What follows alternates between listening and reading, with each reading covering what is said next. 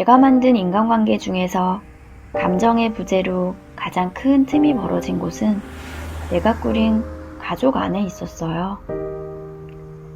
아이와의 연결을 어려워했던 만큼 남편과의 사이가 매우 안 좋았습니다.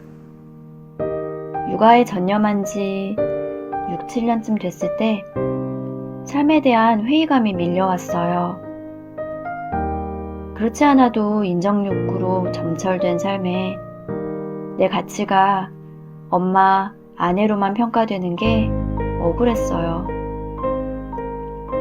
저 자신을 찾기로 마음먹고 새벽 명상과 글쓰기를 시작했습니다. 그런 제게 평생 엘리트 코스만 밟아온 남편이 제안하더라고요.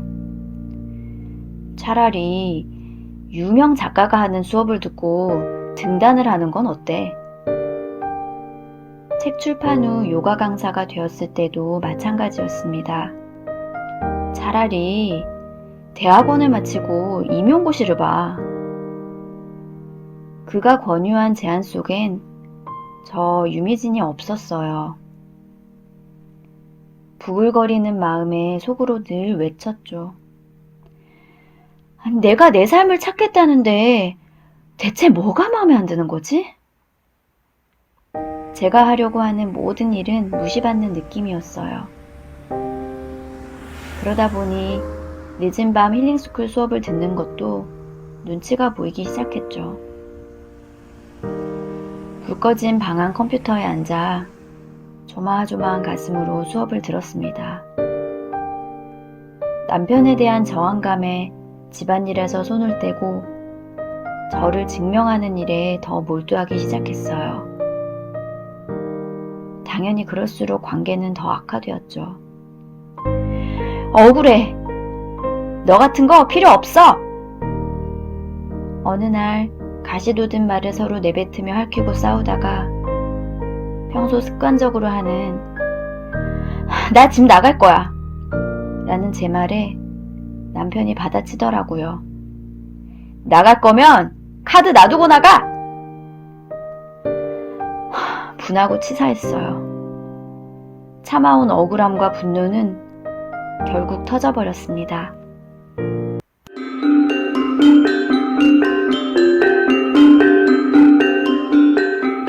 집을 나갔습니다. 휴대폰을 끄고 잠적했어요. 아이들이 눈에 밟혔지만 내 욕구를 채우며 살던 이전 삶을 그리면서 못했던 것들을 하며 보냈습니다. 힐링스쿨 수업도 환한 형광등을 켜놓고 들었고요. 그 수업에서 헤일로 선생님이 제 눈빛을 보고 한 말씀 하셨죠. 미진씨, 뭔가 들고양이처럼 탐색하려는 집고양이 같아요. 맞아요. 생각해보면 그랬어요. 내 안에서 못 풀었던 문제가 밖에서 찾아졌을까요? 휴대폰을 켜니 부재중 통화와 문자가 수두룩 쏟아졌어요. 실종신고를 한 남편으로부터 경찰, 부모님, 많은 사람들로부터 온 연락이었습니다.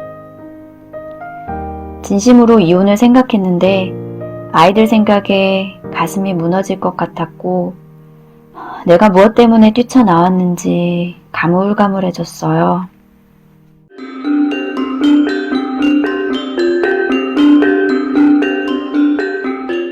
그렇게 열흘간의 방황에 마침표를 찍고 결국 집으로 돌아왔습니다. 그럼에도 제 마음은 늘 밖에 있었어요. 내 삶을 증명할 수 있는 걸 갈망하면서요. 그러니 남편과의 관계 역시 같은 패턴으로 힘겹게 가고 있었죠.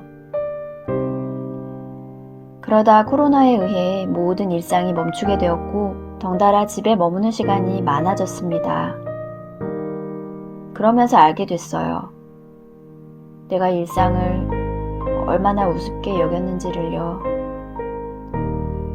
집안일을 싫어하던 제가 냉장고 청소를 하면서 문득, 빨래를 개면서 문득, 아이의 마음을 세심히 살피기 시작하면서 문득 허드렛 일이라고 여겼던 일상의 많은 부분들이 진지하게 다가오기 시작했어요. 정성스럽게 청소하고 정성스럽게 밥하고 빨래를 했습니다. 내가 찾는 그것이 밖에 있지 않다는 게 느껴졌어요. 내가 당신만 변하라고 하고 있었구나. 나는 그동안 엄마로, 아내로 내 역할을 잘해왔던 걸까?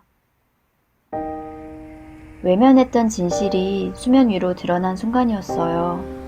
밖을 향한 시선이 내 안으로 들어오자 남편에 대한 기대가 사라지고 나의 변화를 진심으로 받아들이기 시작했습니다.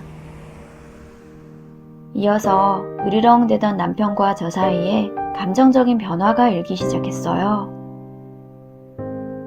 저녁 식사 후에는 서로 설거지를 하겠다는 말이 오갔어요. 이런 식의 대화가 마법 같고 그에게 이해받는 느낌이 들었어요.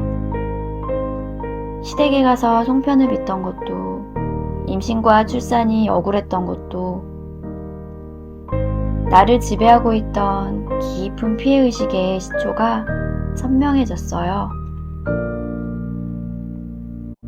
어릴 적 엄마가 아빠 앞에서 칼을 들고 힘들다 소리 지르던 순간, 할머니 댁에 가는 차 뒷좌석에서 늘 돈 문제로 싸우시는 부모님을 보며 동생과 숨죽이고 있었던 날들. 이 구조를 인지하고 나니 나만 억울하고 손해봤다고 생각한 선한 희생자 의식이 깨져나가기 시작했습니다.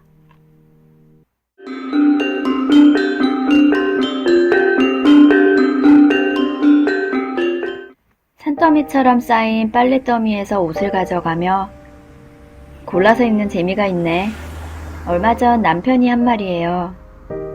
지금 이곳에서 내가 할 일에 정성을 들이니 집이 정돈되어 있지 않더라도 남편 기분이 상하지 않는 걸 알 수 있었어요.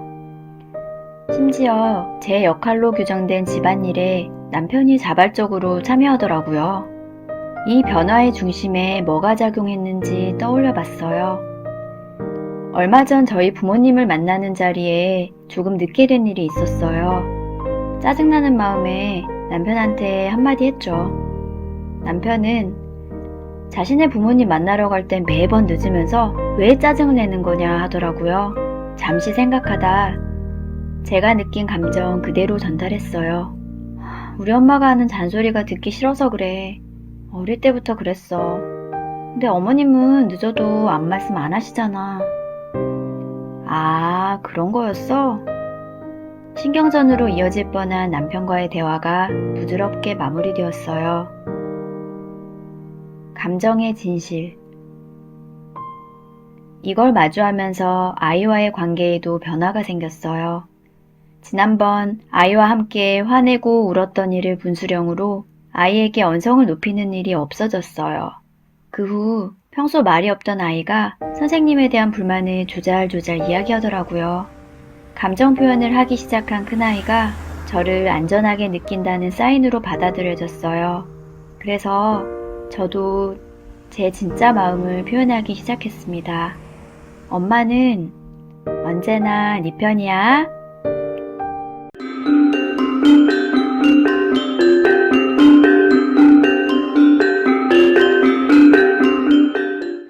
감정의 연결을 경험한 후 제 상태를 솔직히 보고 표현하는 힘이 생겼습니다.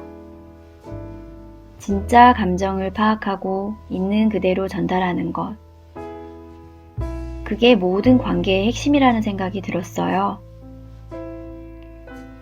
이번 저의 이야기를 담은 유튜브를 남편이 보고는 한마디 하더라고요.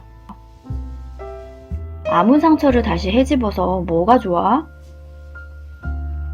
예전 같았으면 치유 방법이나 나를 둘러싼 상황에 대해 구구절절 설명했을 거예요.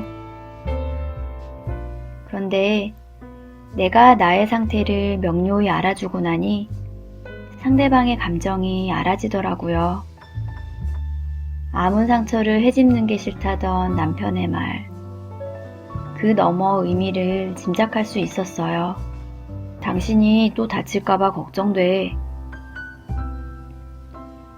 각자의 언어로 대화해온 시간들이 스치듯 지나갔습니다. 그가 가장으로서 힘들다고 했던 유일한 표현이 나갈 거면 생활비 카드 놔두고 나가! 였다는 걸. 그동안 제가 하는 일을 부정한 게 아니라 자신 좀 봐달라고 표현하는 거라고 이해되었어요. 그를 진실로 받아들이고 그의 걱정에 대답했어요.